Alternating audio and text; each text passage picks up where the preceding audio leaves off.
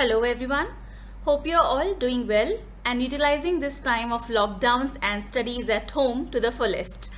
This is our 11th lesson on vocabulary through mnemonics, and I'm overwhelmed by all the mails and messages that I'm receiving these days to add more and more videos to this series. So in our current lesson, we'll try to understand and learn 5 more interesting and often used words with effective illustrations as memory aids. Let me remind you to keep a notebook handy by your side as you go along this lesson. It's a scientific fact that handwritten notes are extremely effective in the learning process. Let's begin. Fastidious is our first word for today's lesson. This word functions as an adjective.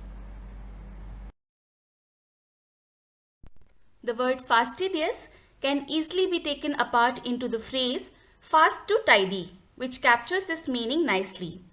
Consider the following sentence. My aunt is fastidious about keeping her surroundings clean and is fast to tidy up any spills or specks of dust. From this example, it is clear that fastidious describes someone who pays careful attention to detail. Let's quickly verify our understanding through the dictionary definition of fastidious. Fastidious means very attentive to and concerned about accuracy and detail. Quite often, we use it to describe a person who is very concerned about matters of cleanliness, like we did in the example above. Let's take one more example sentence. Being a model, she is very fastidious about her dressing style when making a public appearance. Fastidious here means very careful and attentive, and picky and choosy too. This word is also sometimes used disapprovingly for someone who is very fussy or picky about things and is difficult to please. Additionally, if you want to describe a person who insists on perfection or pays a lot of attention to food, clothing and cleanliness, then fastidious is the right word. Next, we have the word mawkish, which is again an adjective. For this word, we have a phrase as mnemonic. That phrase is grandma's awkward kiss. Remember those times when you visited your grandparents? How did they, and particularly your grandma and maybe aunts, greet you? By cooing that, look how big you are from the time I last saw you, and pulling your cheeks and giving you a kiss on your face. Did you feel awkward? Well, many like me and my brother certainly did. So all this display of love and affection can label your grandma as overly sentimental, which is what this word mawkish means. By the way, no offense meant through this example. I love my grandparents and I believe so do you. But as a mnemonic, this was a good context to illustrate the meaning of the word mawkish. Mawkish means sentimental in an exaggerated or false way. And there is another word which is synonymous and can be learned together. The word maudlin, which also means overly sentimental. Another wonderful example for mawkish is the scene from one of the Alia Bhatt movies. Watch, and I can aptly describe her behavior as mawkish. Another context in which we can use this word is to describe the behavior of two lovebirds holding hands and staring at each other lovingly and calling each other by loving names. Two lovebirds gushing over each other seems quite mawkish, at least to me.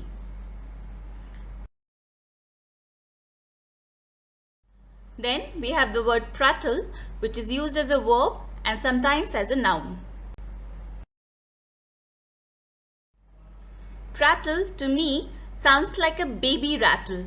So we will try and build a mnemonic around that theme. Have you ever watched a baby shaking its rattle? Well, it's very cute and lovely, but did you try to catch the meaning of that repetitive sound of a rattle? You would perhaps ask me, is there any meaning attached to the repetitive sound of a rattle? The answer is undoubtedly no. The sound of a rattle is a meaningless sound. Now imagine two ladies discussing their favorite soap opera on TV. They go on and on discussing the plot and the characters and whatnot. But I am sure that kind of talk hardly adds to anyone's knowledge.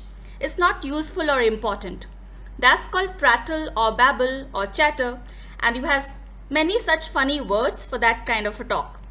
So here is your mnemonic sentence that captures the meaning of prattle.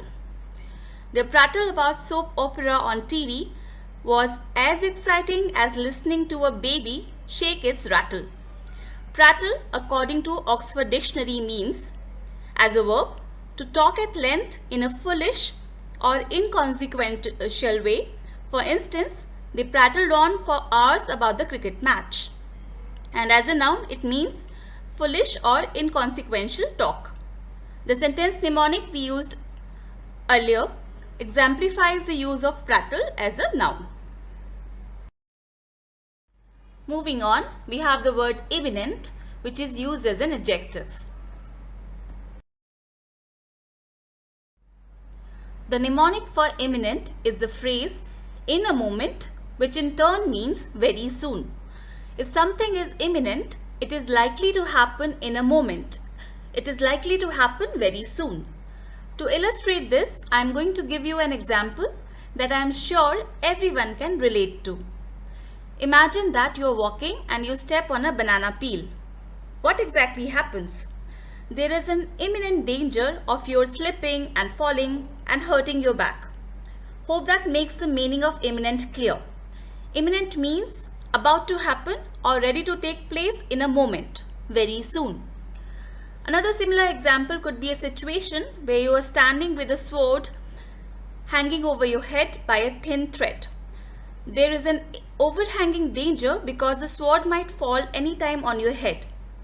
I know this situation is very unlikely in reality, but as a matter of fact, the expression a sword hanging over your head is used figuratively quite often for those in higher positions, say in politics or the corporate world. It suggests the imminent danger that they are in by virtue of their position and responsibilities. One wrong step and they can be fired anytime. One of the earlier and now obsolete meanings of imminent was overhanging, just like the example of a sword hanging over your head. To close the discussion on this word, let's have a look at one more example sentence.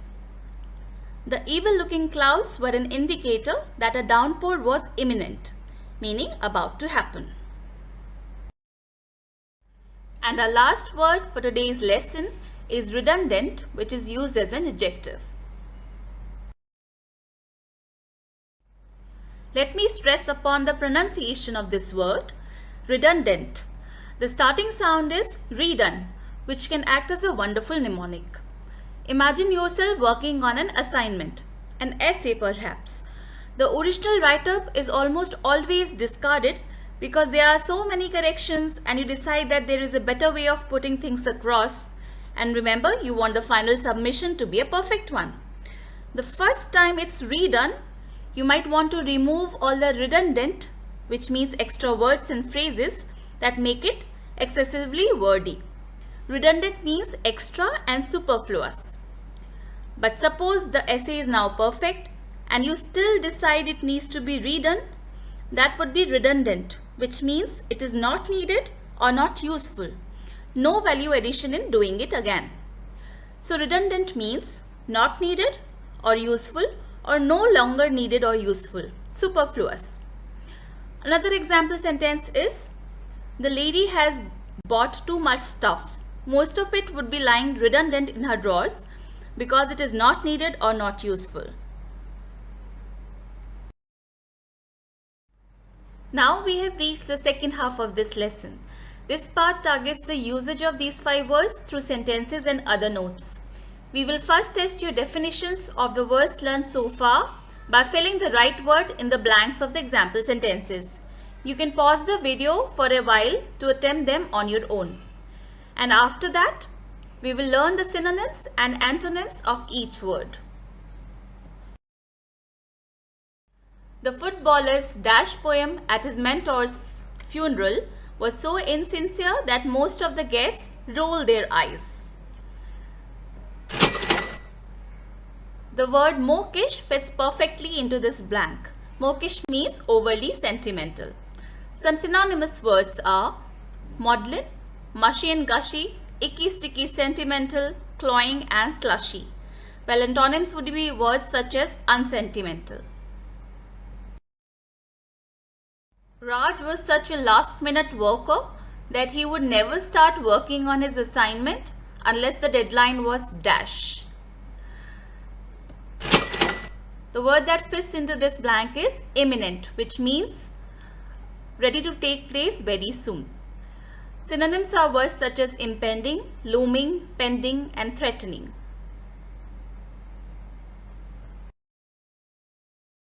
The Barbie doll I gifted to Ria on her birthday party was certainly dash. I wish I had known that her father owned a toy shop.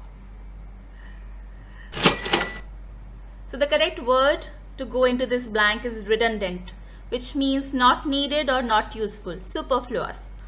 Synonyms are words such as excess, extra, spare, superfluous, supernumerary, surplus. My uncle paid as little heed to my words as a babysitter to the dash of a child. And the word that fits into this blank is prattle, which means meaningless talk. Synonyms are words such as blabber, chatter, gabble, gibber, prate, babble, blather, jabber, etc. All of them are so funny sounding, right? And our last sentence is, my Aunt Martha was a dash woman who always had a complaint on her lips.